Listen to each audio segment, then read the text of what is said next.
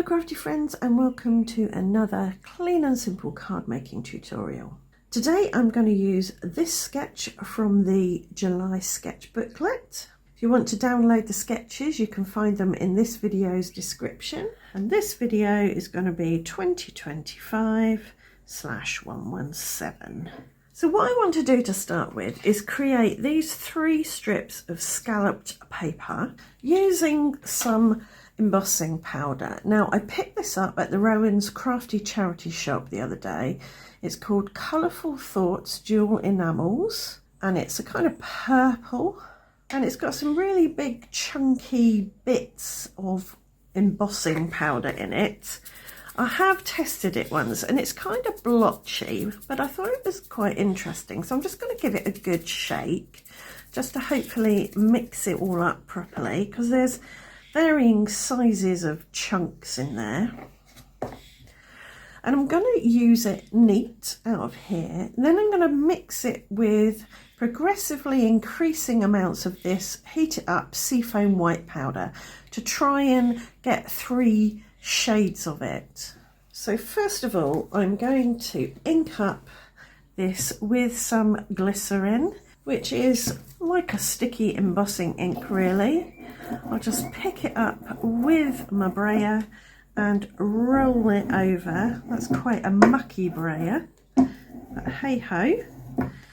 This is an opaque embossing powder, so it won't show up. So I'll sprinkle this all over. And I'll get my heat tool nice and hot on its highest setting and melt this. So it's quite an interesting effect. There's a blue background with a purple, almost metallic layer on top.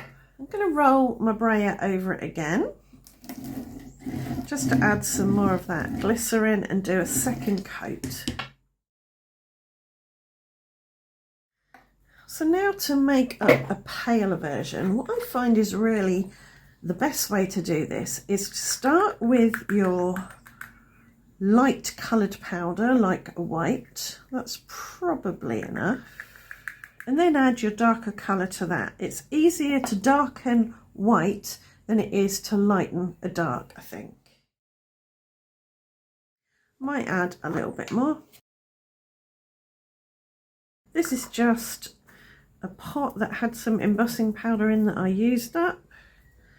So I've shaken that up, and you've got white with some purple granules in, and we'll see how that looks.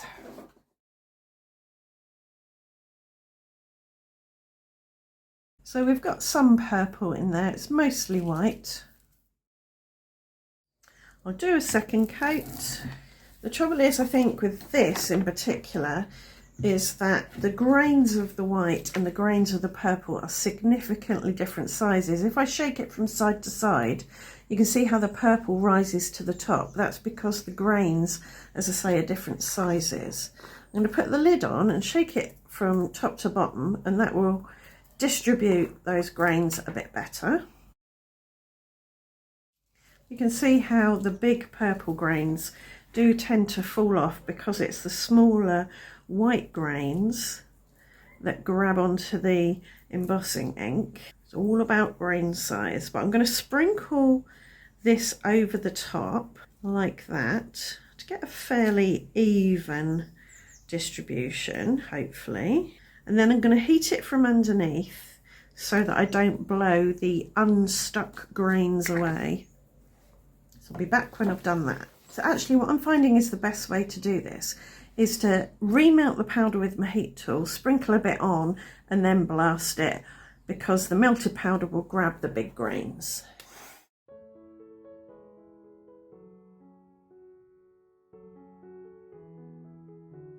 Right, there we go. So we've got a kind of dappled white and purple and blue metallic-y effect there. And now I'm going to pop this back in here and add some more to darken it even more. And I'll repeat that whole process of inking and melting and sprinkling to get my next bit of card. So now we've got 3 different kind of levels of lightness and brightness there. I think I might actually sprinkle a bit of white on this one because it's going to look a bit odd being a more solid colour and not having any on it at all. So I think we'll just add some of this to this.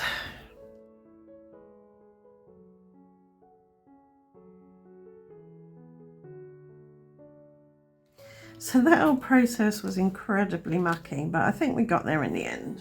Now I'm going to use this scalloped edge punch. It's an old Stampin' Up punch to scallop the edge of my embossed card.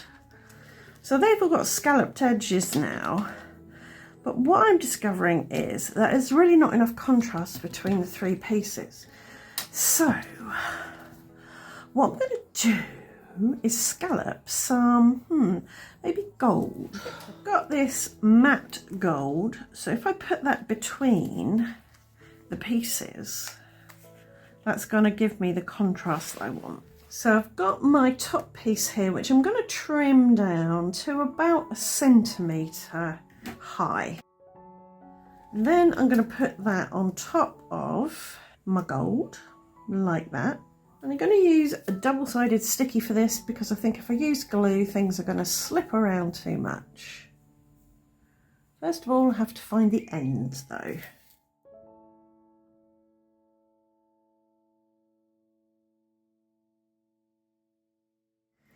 Right, so we've got a strip about this wide of perfectly formed scallops. Some at this end were a bit wonky, so we'll leave that as it is. And now I'm going to add glue to the back to stick this to my card front. I think I might need to add maybe a bit of card or foam there. So I've got a little bit of this here, which I'm going to put here, and that'll just keep things level. And I've got my rule of thirds grid here, and I'm going to place this straight on the card, no panel, overlapping that top third line there. This is quite a chunky fella, so I'm going to pop something heavy on the top of that just to make sure it all gets stuck down properly. Now, this is quite a lot of card to cut through, so I'm going to use my guillotine and I'm going to have to give it some force, but we'll see how it ends up looking. No, that's not going to work. I'm going to use my scissors. And the scissors are still struggling, so we're going to persevere, and I'm going to cut through very slowly, a little bit at a time, with a craft knife and a metal edge. So that should give us a nice straight edge. And I am actually going to take this off the card because there's so much purple powder flying around, it's made a mess of the back of my card. So we are going to trim this off, and now that's nice and straight. I'm going to do the same on this side. I'm going to take a tiny bit off the top and a tiny bit off the bottom to create a panel to go on the front of another card once I've cleaned up all the powder. So there is some powder on the front of this card. I think we're just going from bad to worse here. So and just see if I can get rid of some of it with the eraser, and I can. You know when you have an idea and you think, oh, that's great, that's going to work really well. And then you try and execute that plan and try and scratch off that little bit. There we go, all sorted. Now on my sketch, I've got some foliage here, but I've got a bit of a mucky area from my inaccuracies. So I'm going to put the foliage over that area. And I'm thinking gold with possibly some white. So let's see if we can find a nice bit of white there that's not got any purple on it. So gold with a bit of a white drop shadow. I think that will stand out on there. So a little bit of glue on the back of the gold, and we'll put that over the white. I want quite a significant amount of white poking out. And then glue on the back of the white piece of foliage. I've got a little bit of double-sided foam. I'm just going to pop it under the top leaf so it doesn't catch or get pulled off.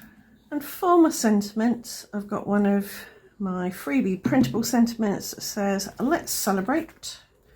I've die cut it out with a stitched fishtail banner die, and I'm going to add that just over there. I think we'll have some of that gold peeking out from underneath. I think that's pretty central.